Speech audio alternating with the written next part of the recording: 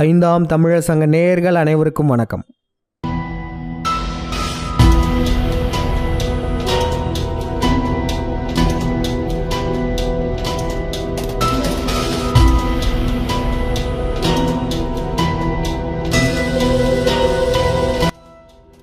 ஏர் India விமான விபத்து, இந்த கொடூர நிகழ்வில் எல்லாருமே இறந்துட்டாங்க. ஆனால் ஒருத்தர் மட்டும் தப்பிச்சிருக்கார். இந்த விஸ்வாஸ் குமார் என்பவர் மட்டும் எப்படி தப்பிச்சிருப்பார்? இதை தான் நம்ம இந்த வீடியோவில் இன்வெஸ்டிகேட் பண்ண போகிறோம். நம்ம இன்வெஸ்டிகேஷனுக்கான முதன்மையான நோக்கம் என்னதுன்னா, இந்த விமான விபத்தில் பார்த்தீங்கன்னா இந்த பிண்டாரிகளால் தான் நிகழ்த்தப்பட்டதுன்றதுக்கு பல குறியீடுகளை வச்சுருந்தாங்க. 911 குறியீடுகளை பல இடத்துல வச்சுருந்தாங்க. இவருடைய சீட் நம்பருமே 11 தான். இது எல்லாமே ஒரு கோஇன்சிடென்ஸ்னு வச்சுப்போமே, இது எல்லாமே எதர்ச்சியாக நடந்ததுன்னு வச்சுப்போமே. ஆனால் இவருடைய பெட் நம்பரை பாருங்களேன்.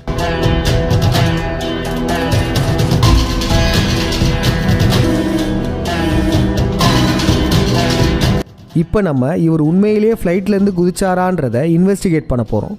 ரொம்பவே லாஜிக்கலாக டெக்னிக்கலான அனலைசிஸ் தான் பண்ண போகிறோம்.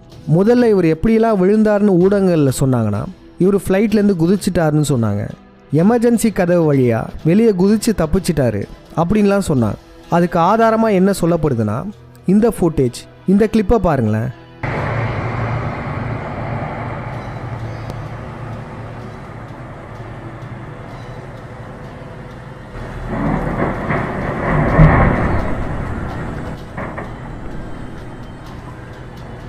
விமான விபத்துக்கு முன்னாடி ஃப்ளைட்லேருந்து ஏதோ வெளியே வருது, இவர் தப்பிச்சது தான் இது காமிக்குது அப்படின்லாம் சொல்லியிருந்தாங்க. இது முதல்ல உண்மையான்றது நம்ம பார்க்கணும். இந்த கிளிப்பை நல்லா உற்று கவனிங்களேன். விமானம் மேலே இருந்து கீழே போகுது, ஆனால் இந்த பொருளானது கீழே இருந்து மேலே வருது. மேலேருந்து கீழ் நோக்கி போகிற விமானத்திலேருந்து ஒரு பொருள் விழுந்ததுன்னா கீழ் நோக்கி தான் விழும். கீழேருந்து மேல் நோக்கி போகிறது இது விமானத்திலேருந்து விழுந்த பொருள் கிடையாது. விமானம் கீழே விழும்போது வேற ஏதோ பொருளில் பட்டு அந்த பொருள் மேலே தெரிச்சிருக்கு. அது ஒரு தகடாகவும் இருக்கலாம், இல்லை ஒரு வாட்டர் டேங்குடைய மூடியாகவும் இருக்கலாம், ஒரு சின்ன ரூஃப் டாப்பாகவும் இருக்கலாம், எதுவாக வேணாலும் இருக்கலாம். ஆனால் இது விமானத்திலேருந்து விழுந்த பொருள் கிடையாது. ஏன்னா கீழ் நோக்கி போகிற விமானத்திலேருந்து ஒரு பொருள் விழும்போது அந்த பொருளுமே கீழ் நோக்கி தான் போகும். அப்போ விஸ்வாஸ் குமார் எப்படி தப்பிச்சார்? அவரே பேட்டி கொடுத்துருக்காரு. என்ன சொல்கிறாருன்னு பாருங்களேன். I could feel engine thrust increasing to go up, but it crashed with speed into the building.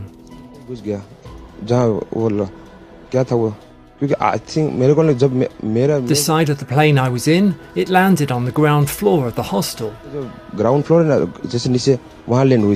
door broke. I tried to escape through a little space, and I did.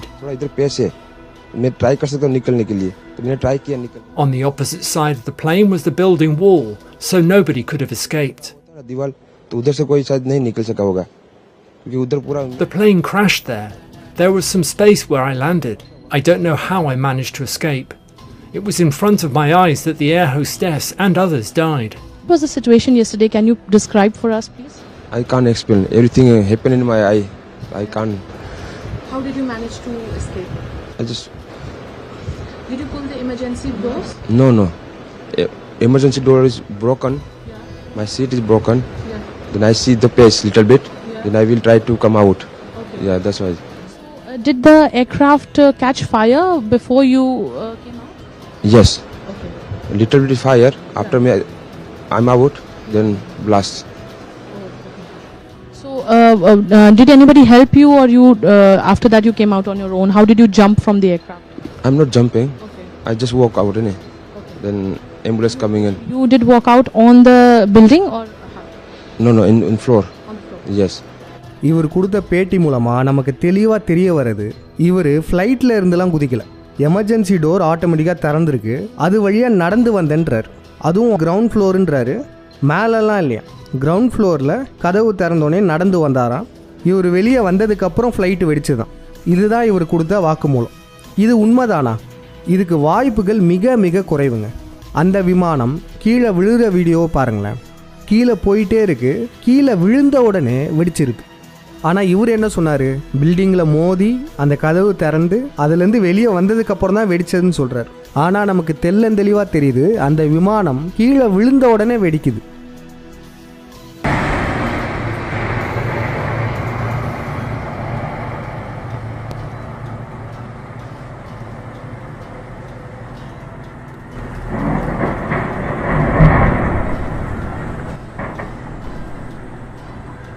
அந்த விமானம் ஹாஸ்டல் பில்டிங்கில் இடித்து ஒரு சில நொடிகள்லையே வெடிக்குது பாருங்க. மிகப்பெரிய வெடி விபத்து. அந்த விமானம் வெடித்து அந்த ஹாஸ்டல் பில்டிங்ஸ்லாம் எப்படி நொறுங்கி போய் கிடக்கு பாருங்களேன். ஒரு சில நொடிகள்லே இது நடந்திருக்கு. இதுலேருந்து இவர் எப்படி தப்பிச்சார்? ஒரு சில நொடிகளில் விமானத்தை விட்டு வெளியே வந்து இந்த ரோட்டில் வந்தாரா? அவ்வளோ பெரிய வெடி விபத்தில் அவர் போட்டிருக்க டிஷர்ட்டு கூட ஒன்றும் ஆகலைங்க. அது மட்டும் இல்லை, ஒரு விமானம் வெடிக்குதுன்னு வச்சுக்கோங்களேன், முதல்ல எங்கே தெரியுமா வெடிக்கும்? அதனுடைய ஃபியூயல் டேங்க். ஒரு விமானத்துக்கு அதுக்கு தேவையான எரிவாயு டேங்க் எங்கே இருக்குன்னா 2 புறம் விமானத்தின் ரெக்கைகளில் இருக்கும். அப்போ முதல்ல வெடிக்கிறது அந்த விமானத்தின் ரெக்கைகள் தான். இது ஏன் இப்போ சொல்கிறோன்னா, இவருடைய சீட் நம்பர் 11 இருக்குல்ல, இந்த சீட்டும் அந்த ரெக்கைகள் பக்கத்தில் தான் இருக்குது. முதல்ல வெடிக்கும்போது இந்த சீட்டுகள் தான் பாதிப்படையும். அது மட்டும் இல்லை, இந்த சீட் நம்பர் 11 என்ன சொல்கிறாங்கன்னா, எமர்ஜென்சி எக்ஸிட் பக்கத்தில் இருக்குது, அதனால தான் இவர் தப்பிச்சார் அப்படின்றாங்க. விமானத்தில் ஒரு எமர்ஜென்சி டோர் மட்டும் கிடையாது, பல டோர்கள் இருக்கும். அந்த கதவுகள் வழியாலாம் யாரும் தப்பிக்கலையா? இவர் ஒரு கதவு வழியாக வெளியே வந்தார்னா இவருக்கு பக்கத்தில் உள்ளவங்களும் வெளியே வந்திருக்கலாம்ல, அவங்களாம் ட்ரை பண்ணலையா? அதுவும் இந்த சீட்டு எரிவாயு பக்கத்தில் இருக்க சீட்டு. விமானம் வெடிக்கும் போதே இந்த இடத்துக்கிட்ட தான் வெடிக்கும். அப்போ இவர் சொன்னதுக்கும் நடந்ததுக்குமே நிறைய வேறுபாடுகள் இருக்குங்க. விமானம் அந்த பில்டிங்கை இடித்து கிரவுண்ட் ஃப்ளோரில் நின்றுச்சு, எமர்ஜென்சி டோர் திறந்தது, அப்படியே இறங்கி நடந்து வந்தார். இந்த கிரவுண்ட் ஃப்ளோர்லேயே நடந்து வந்ததா சொல்கிறார். ஆனால் நம்ம பார்த்தது என்னது, விமானம் இடித்த உடனே வெடிக்குது. So that you came out on your own, how did you jump from the aircraft? I'm not jumping. Okay. I just walk out, innit? Then ambulance coming in. You did walk out on the building or? No, in floor. On the floor. Yes. It landed on the ground floor of the hostel. The ground floor just नीचे वहाँ land हुई थी. இவர் சொல்கிற மாதிரி ground ஃப்ளோரில் கிடையாது, விமானம் அந்தரத்தில் இருந்திருக்கு.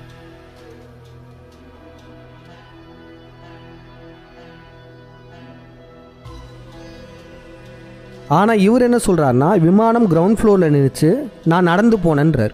How did you jump from the aircraft? I'm not jumping. Okay. I just walk out, innit? Then ambulance coming in. You did walk out on the building or? No, in floor. On the floor. இன்னமும் கூட நமக்கு லாஜிக்கலாக சந்தேகங்கள் இருக்குது. விமான விபத்துலேருந்து தப்பிச்சவர் இப்படி தான் நடந்து போவாரா? அதுவும் பார்த்தீங்கன்னா அந்த விமானத்தில் இவருடைய தம்பியுமே இருக்கார். இவருடைய தம்பியும் இறந்து போனதாக சொல்கிறார். அப்படி இருக்கும் சமயத்தில் அவங்கள விட்டுட்டு எப்படி ஒரு பாட்டு நடந்து போகிறாரு? இப்போ நீங்கள் அந்த இடத்துல இருந்தால் என்ன பண்ணுவீங்க? நீங்கள் உங்களுடைய உறவினர் அந்த விமானத்தில் இருந்தீங்க, நீங்கள் மட்டும் தப்பிச்சிட்டீங்க. உங்களுடைய உறவினர் அதில் மாட்டிக்கிட்டார். நீங்கள் அவங்கள காப்பாற்ற தானே முற்படுவீங்க. அங்கே உள்ள போலீஸ்கிட்டேயோ ஃபயர் சர்வீஸ்கிட்டேயோ உங்களுடைய உறவினரை தேடி கண்டுபிடிக்க சொல்லுவீங்க. ஆனால் அப்படிலாம் விட்டுட்டு இந்த மாதிரி ரோட்டில் தனியாக நடந்து போய் ஹாஸ்பிட்டலில் அட்மிட் ஆவீங்களா? அதுவும் 11வது சீட்டில் உள்ளவர் 11வது பெட்டில் அட்மிட் ஆகிடுறார். அங்கே ஒரு தம்பி எரிஞ்சிட்டு இருக்காருன்னா இங்கே எப்படி கேஷுவலாக இவரால் நடந்து போக முடியும்? இது நமக்கு லாஜிக்கலாக எழுந்த கேள்வி. அதுவும் பாருங்கள், ஆரம்பத்தில் நல்லா தான் நடக்கிறார், ஆனால் ஆம்புலன்ஸ் கிட்ட போக போக எப்படி நடக்கிறாரு பாருங்களேன்.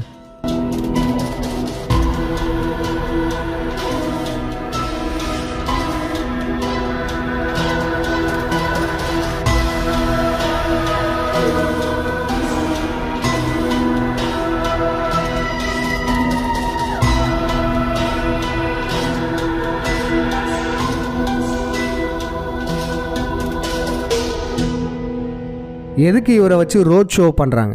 இவர் உண்மையிலே விமான விபத்தில் தப்பிச்சார்னா தீக்காயங்களோட இருக்கிற இவரை பாதுகாப்பாக ஸ்ட்ரெச்சரில் தானே தூக்கிட்டு போயிருக்கணும். அதை விட்டுட்டு எல்லாருக்கும் தெரிகிற விதமாக ஏன் இப்படி ரோட்டில் நடந்து போகணும்? அதுவும் பாருங்கள், இவர் இந்தியன் சிட்டிசன் சொல்லியிருந்தாலும் கூட இவருடைய குடும்பம் இவர் எங்கே இருக்காருன்றதை நம்ம தேடலாம். இவர் பிரிட்டன் நாட்டுக்காரன்னு சொல்லிட்டாங்க. அங்கே இவர் என்ன பண்ணுறாரு எதுவுமே நம்மளால் கண்டுபிடிக்கவும் முடியாது. இவர் இந்த வல்லாதிக்க சக்திகளால் நியமிக்கப்பட்ட ஆளாகவும் இருக்கலாங்க. இவர் முகத்துலலாம் காயம் இருக்குப்பா, இவரா பொய் சொல்ல போகிறாருன்னு நீங்கள் நினைக்கலாம். அப்படிலாம் கிடையாது. இந்த வல்லாதிக்க சக்திகள் நினச்சாங்கன்னா முகத்தில் உள்ள காயத்தை எப்படி வேணால் உருவாக்கலாம். இந்த காயங்களை வச்சு மட்டும் நம்மளால் முடிவு பண்ண முடியாது. இந்த செய்தியை பாருங்களேன். தாய் ஏர்வே இன்டர்நேஷ்னல் ஃப்ளைட் 261 டிசம்பர் 11 விபத்துக்குள்ளானது. 146 பேசஞ்சர்ஸில் 11A சீட்லேருந்து ஒருத்தர் தப்பிச்சிருக்காரு. இங்கேயும் 11A சீட்லேருந்து ஒருத்தர் தப்பிச்சிருக்காரு. 11ஆம் நம்பர் பெட்டில் அட்மிட் ஆகிருக்காரு. விமானங்களுக்கும் இந்த 11ஆம் நம்பருக்கும் உள்ள தொடர்பு உங்களுக்கு புரிஞ்சிருச்சுன்னா இவர் மேலேயும் நிச்சயமாக உங்களுக்கு சந்தேகம் வரும். இந்த 9/11 அட்டாக் உலக வல்லாதிக்க சக்திகளான இந்த பிண்டாரிகள் தான் நடத்துனாங்கன்னு எல்லாருக்குமே தெரியும். 9/11 இலுமினாட்டின்னு எல்லாருமே சொல்லுவாங்க. ஆனால் ஏன் இந்த 9/11 இந்த 9/11ன்ற தேதியை ஏன் சூஸ் பண்ணாங்க? எல்லா படங்கள்லேயும் ஏன் 9 வர மாதிரியும் 11 வர மாதிரியும் காட்டுறாங்க? இது இந்த உலகத்தில் உள்ள பலருக்குமே தெரியாது.